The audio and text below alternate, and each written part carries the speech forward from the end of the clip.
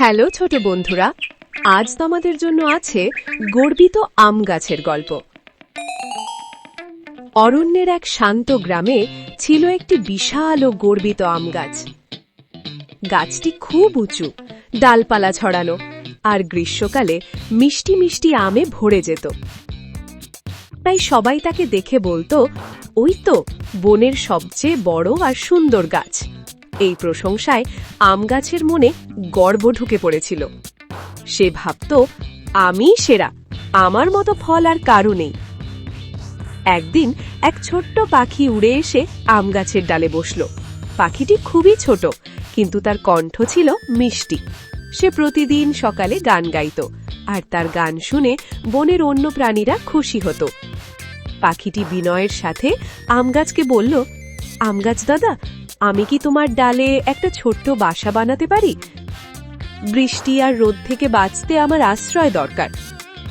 আম গাছ অহংকার ভরে বলল, তুমি এত ছোট, আমার মতো বড় আর মূল্যবান গাছের ডালে তোমার মতো তুচ্ছ পাখির বাসা মানায় না।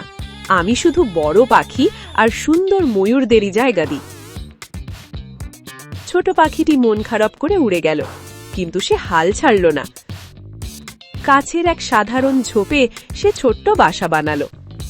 ঝোপটি বড় না হলেও খুব দয়ালু ছিল।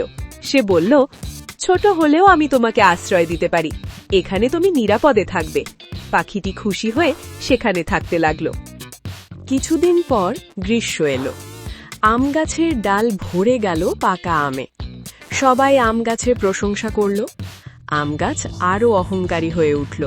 সে বলল, দেখলে, আমি না থাকলে বনে এত মিষ্টি ফল কে দিত? হঠাৎ একদিন ভয়ঙ্কর ঝড় এলো। প্রবল বাতাসে গাছগুলো দুলতে লাগল। অহংকারী আম গাছ ভাবল, আমি তো শক্ত আর বড়, আমার কিছু হবে না। কিন্তু ঝড় এতটাই তীব্র ছিল যে তার ভারী ডাল ভেঙে পড়তে লাগল। কিছু আম ঝরে গেল, কিছু ডাল ফেটে গেল। আম গাছ খুব কষ্ট পেল। ঝড় থামার পর ছোট পাখিটি উড়ে এসে আম গাছের পাশে বসল। সে দুঃখ ভরে বলল, আম গাছ দাদা, তুমি ঠিক আছো তো? আমি তোমার জন্য চিন্তা করছিলাম। আম গাছ লজ্জিত হয়ে বলল, আমি খুব ভুল করেছি। আমি বড় বলে নিজেকে সবার চেয়ে বড় মনে করতাম, কিন্তু আজ বুঝলাম ছোট হলেও তোমার মতো দয়ালু হৃদয়ই আসল শক্তি। ছোট পাখিটি হাসল আর বলল, বড় বা ছোট হওয়া আসল কথা নয়, আসল হলো একে অন্যকে সাহায্য করা। সেদিন থেকে আম গাছ বদলে গেল। সে আর অহংকার করল না।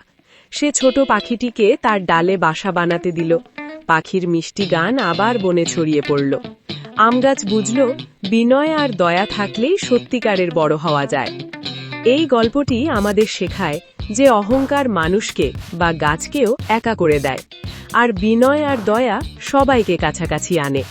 চ্যানেলটি অবশ্যই সাবস্ক্রাইব করুন, কারণ আর কিছুদিনের মধ্যে আসতে চলেছে আরও মজার ভিডিওটি দেখার জন্য আপনাকে অনেক ধন্যবাদ।